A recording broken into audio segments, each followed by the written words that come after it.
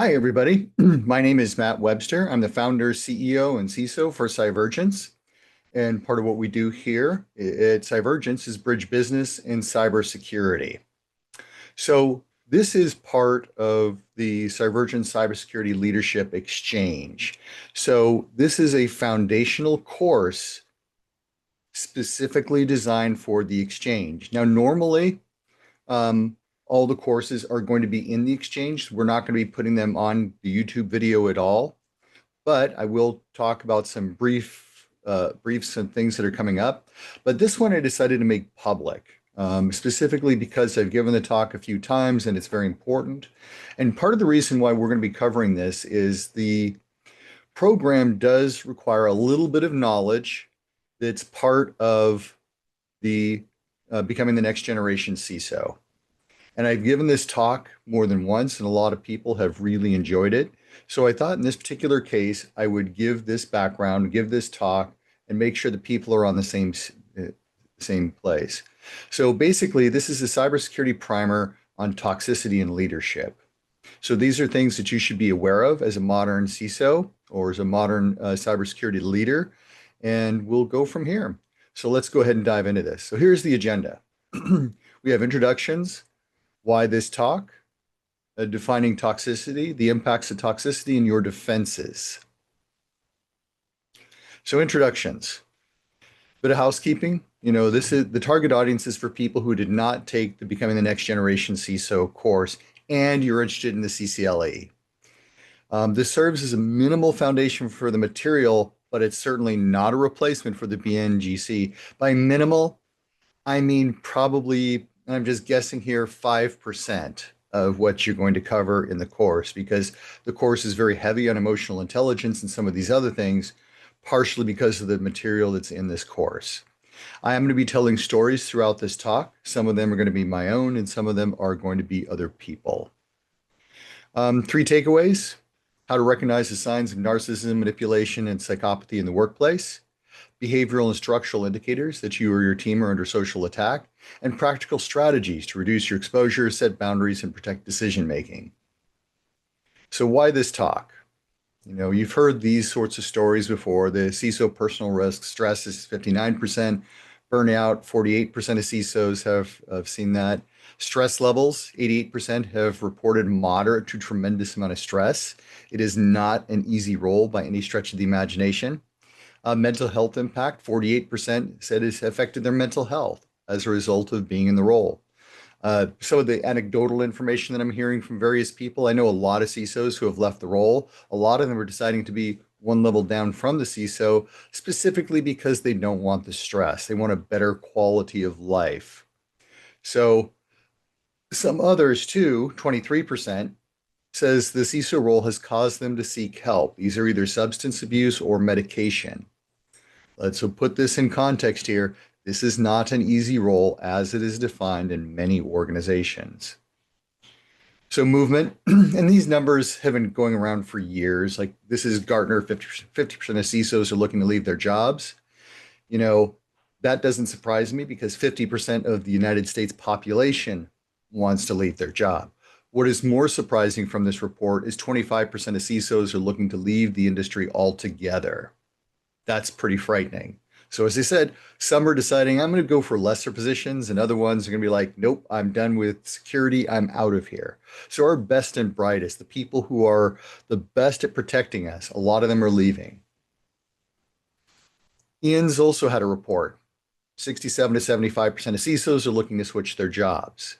Now, what's interesting, they had a 2026 report that came out. It's essentially the same information we're hearing. There's slight differences, but it's essentially the same information. CISOs are looking to get out of their jobs because they don't like it. Now, there's a whole batch of new CISOs, new people who want to become CISOs that are going for the role. Now, here's some other factors to start to tie into it. CISOs have the lowest lifespan of any C-suite executive. 5.3 years is the average, and the CISO lasts for 2 years. Now, when I became the CISO for a first time, it was about 17 months. Then I've seen it go up to 2 years. I've seen a couple reports that go up to 3 years, but in general, it's 2 years. I've seen as low as 14 months, though, for the average lifespan of a CISO. Again, lots of different reports to see out there. And I know CISOs that have lasted for more than a decade in a role, and I know CISOs who have lasted, less than 6 months in a role. So there's a lot of variability with it, but on average, the average lifespan is pretty low. But let's take a look at the bigger picture here, because I do think this is part of a larger trend. 70% of people don't want to become managers because they've never had a good manager. They fear being good managers. That's a big problem when you start to look at that picture, because if you don't have good managers, you're never going to learn anything. I still remember the first time I was sent away to management training. I was thrilled. Like, I have management training. This is an option. I get that. I was very excited about that. But 50% of people want to leave their position. Just as I said before, it's not a great place for people to be in. And the reality is, in my personal opinion, and what I've experienced, all the things I've read, et cetera, CISOs are in a tough position, especially if they're reporting into a technical function. And part of the reason for that, and it's depending on the organization, but there is a level of assurance that goes on in cybersecurity. A lot of times in IT, people want to look the best, and you might have a conflict of interest there if you are a CISO and reporting into that function, because you're reporting on people who are above you, and they may not want to see that report. For example, I know somebody who was dealing with a situation that was like that, and what they were dealing with is they had to put out a report, but they were reporting into the third line. So for those who are not familiar with it, there's three lines: model and defense. I don't know if it was model or defense in this particular case, but basically it's the people doing the work is line one. The people who are doing a little bit of risk management, et cetera, are going to be doing line two. This is where the assurance function comes in, but not always the case. Sometimes that's in level one. And level three is where you've got internal audit. So there are lots of variations on that too. I know companies that have 1.5 or 2.5 and all these different functions in between. You can talk about that till the cows come home. But the reality is that even if you're reporting to another function, that can be a problem. But this person I'm aware of was reporting into the third line and had to give a negative report on IT, and that created a tremendous amount of strife. The relationship just soured and went south. Now, luckily, this person was not reporting into somebody else, into that IT person, but that relationship would have been gone. That person would have been outside of the role. So I do think that's part of the function there. As I said before, most people have never had management training. It's just the reality of what you're seeing. But let's take a look at a larger picture, a lesson from Boeing. Now, most of us know that there have been a lot of issues with Boeing over the years, but I was watching a documentary on Boeing, and this was really fascinating to me because one of the line managers said, we need to shut down our line. We're ending up with a lot of problems, and we need to determine what those problems are and fix them. But management said, you are not shutting down this line. You need to keep this going no matter what. And they went and interviewed a lot of people who were working on the line, said, would you fly in a Boeing aircraft? Oh, no, no, no, no. And they repeated that several times. But then finally they found somebody who said yes. And this person said, yeah, I'd be happy to fly in a Boeing aircraft, but I've got a death wish. So what does that really matter? So you can see here that this is not just specific to an IT or a basic cybersecurity function.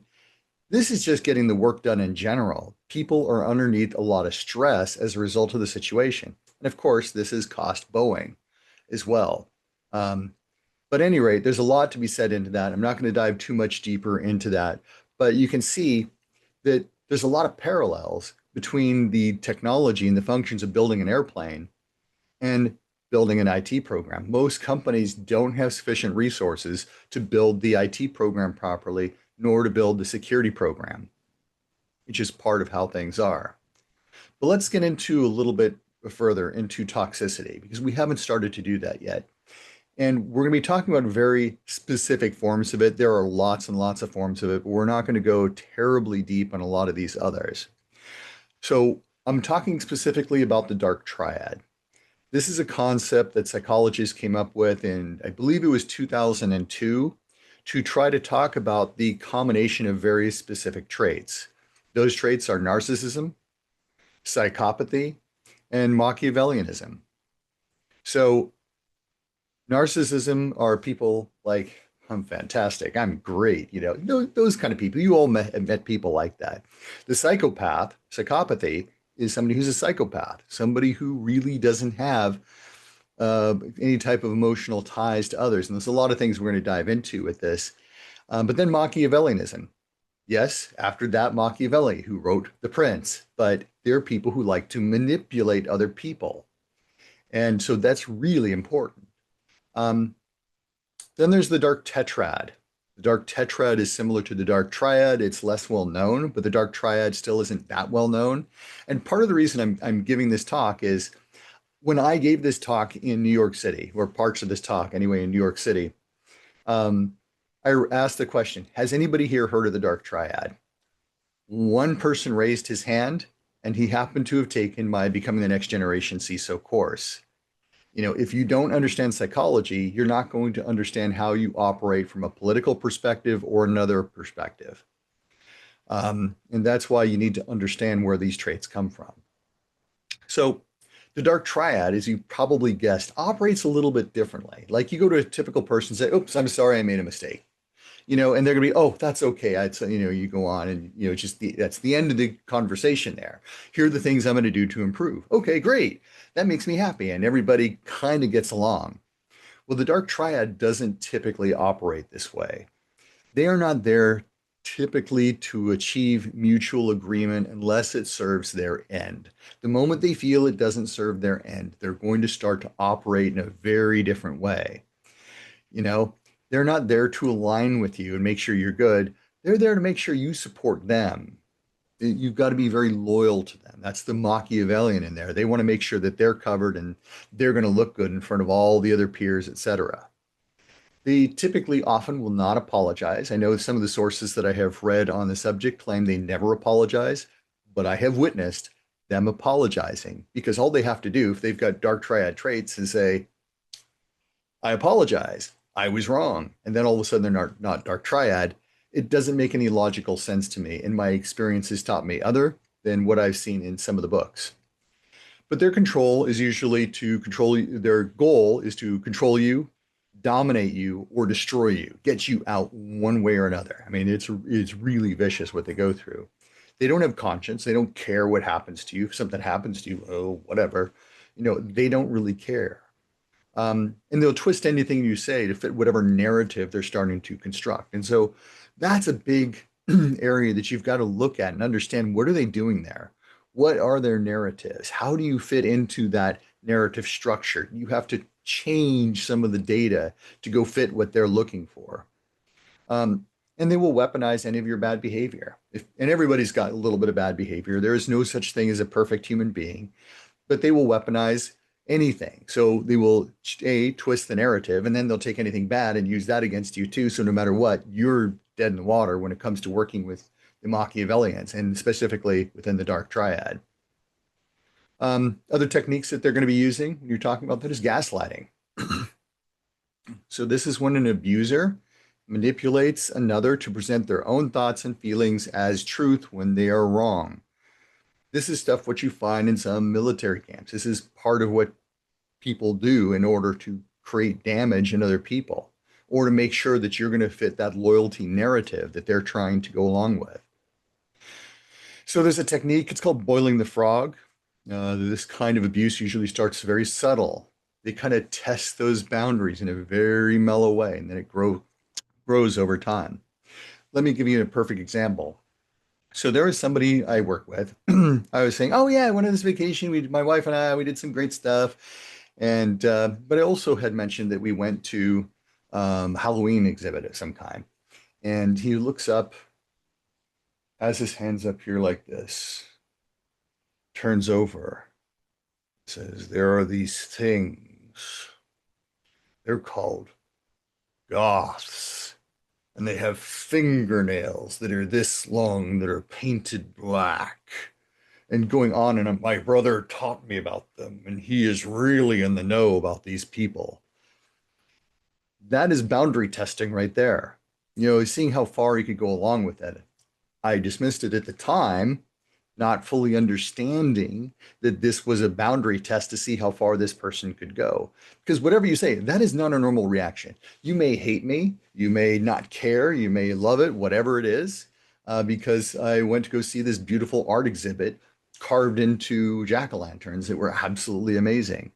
And sometimes it pays not to mention anything and be a lot more quiet. We're going to talk about some of those techniques of how to defend yourself. But eventually, the person being gaslit begins to discredit their own intuition because he starts so slowly, and they start to build and build and build until you get this crescendo. So you've got to take a look at those overarching patterns and start to document and be aware of those very early. But then there's the bullying, and there's lots of different forms of bullying. This is where the person does it themselves. They have a proxy where they enlist someone else to do their bidding en masse, and they get others to do that work. But bullies tend to go after the strongest person.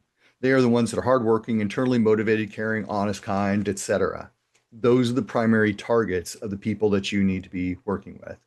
So mobbing, that's where you take the proxies, and these are known as flying monkey. The people who are doing these, who are doing the work for somebody else, that's a mobbing technique. I have seen that with lots of people myself, so I know that this occurs.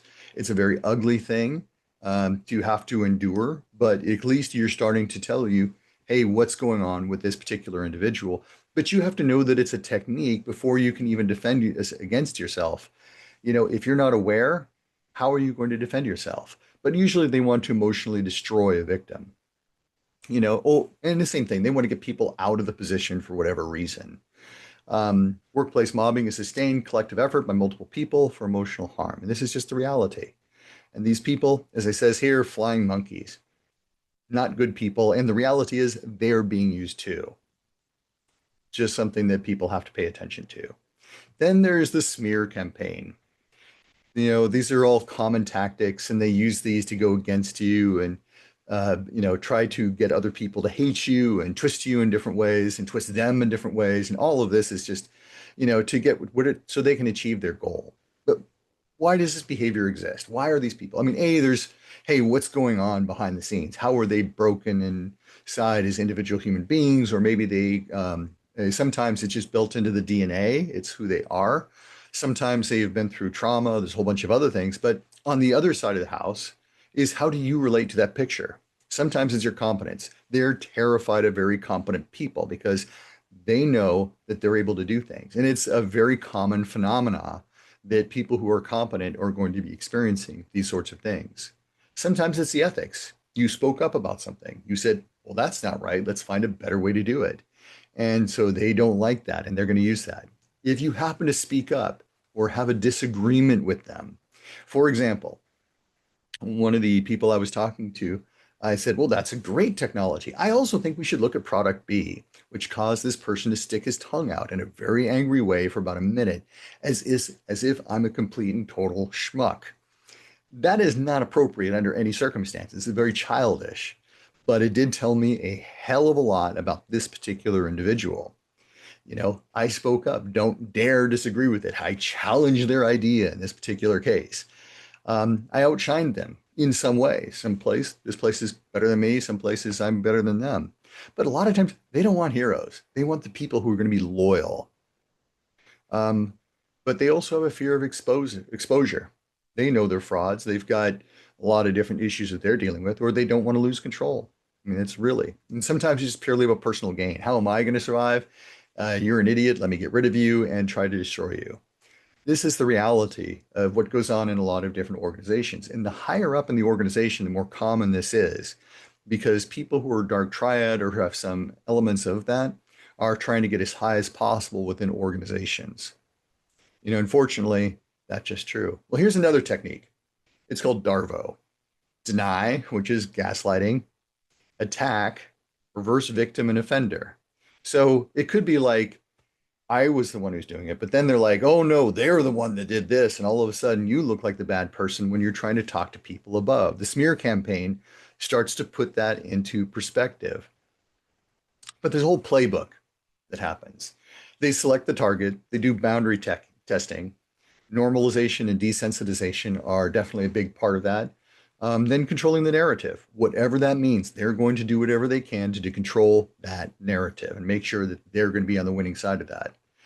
Then it's isolation. There's another technique I didn't go into called triangulation, and they try to get in the way of the triangle so the communication is going through them rather than somebody else, and they're acting as the communicator, so you don't actually get the information out there.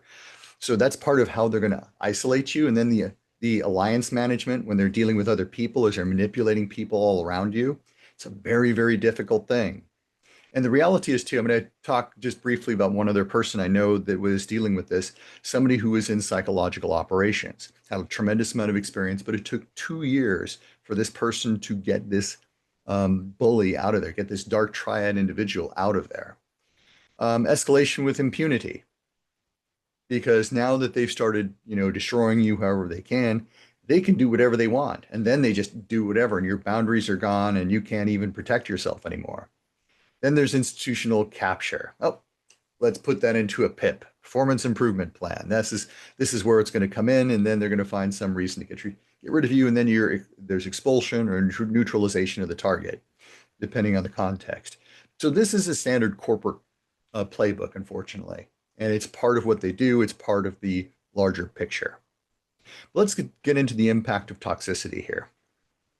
So all of these are typical trauma responses we're seeing here on your screen. So there's fight or flight. I think most people have heard that because that's a very common phrase.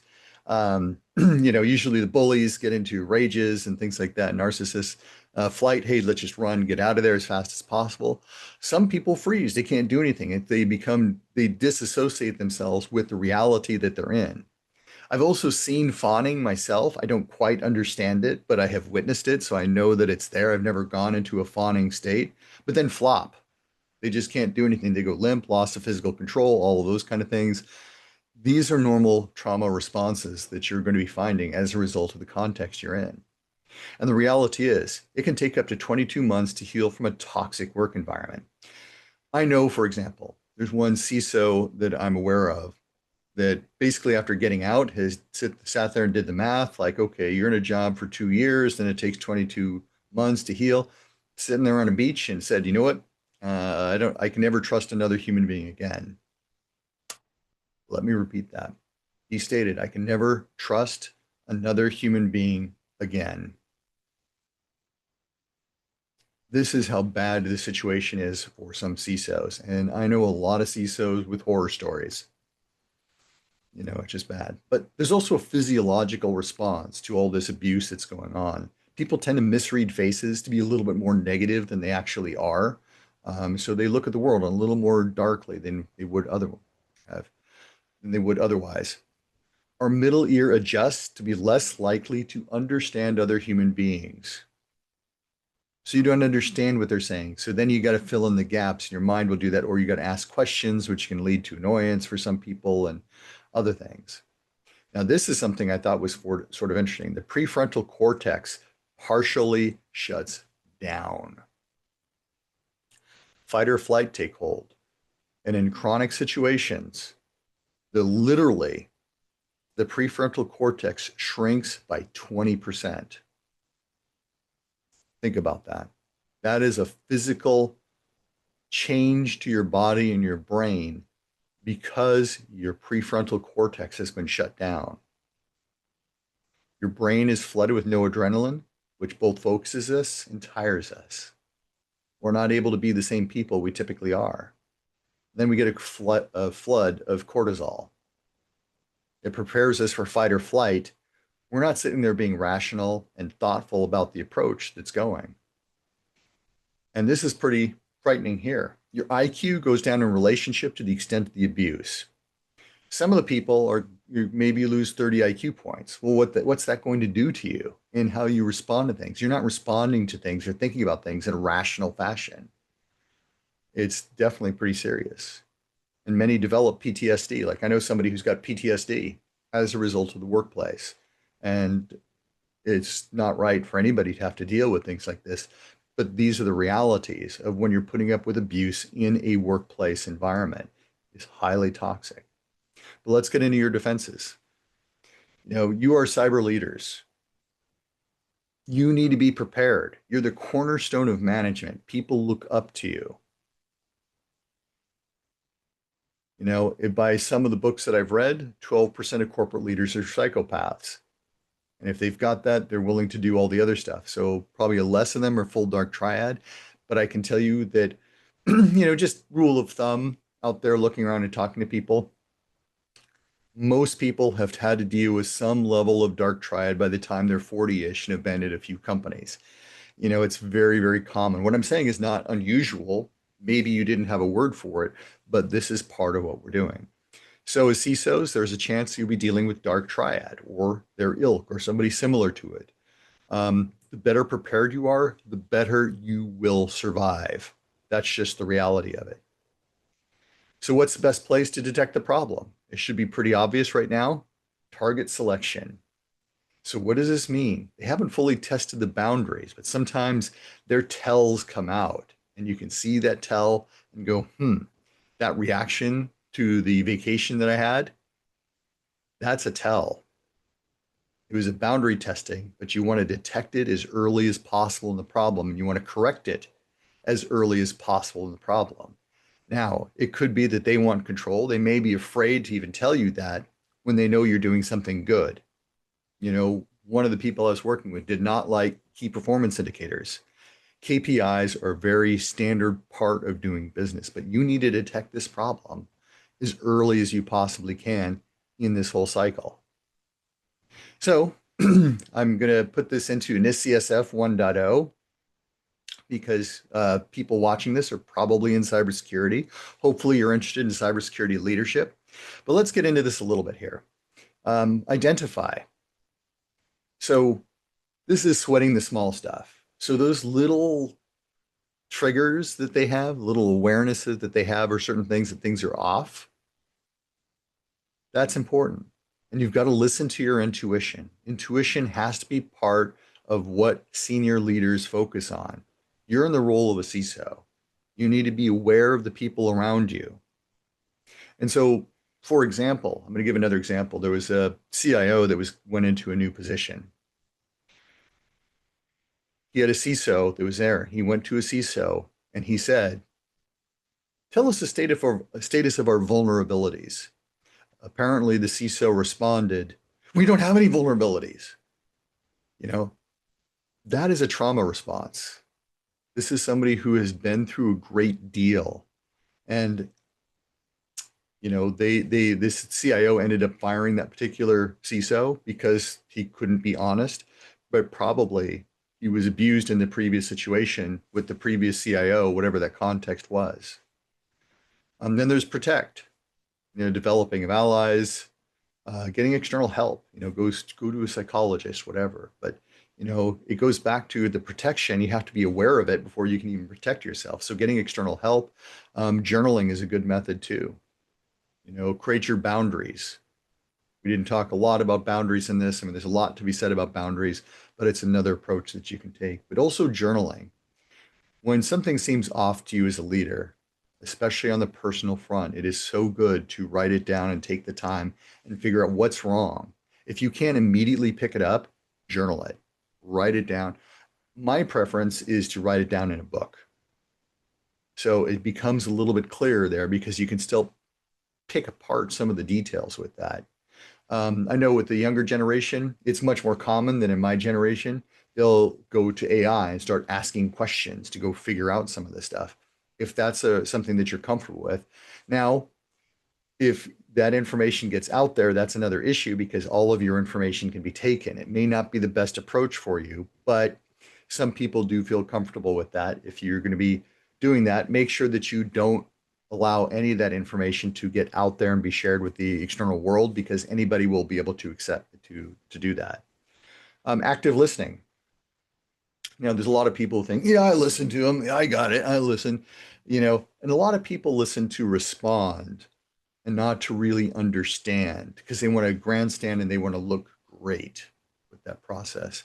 But really understanding people, understanding what the core is, understanding what the key things, active listening is definitely a strong part of that.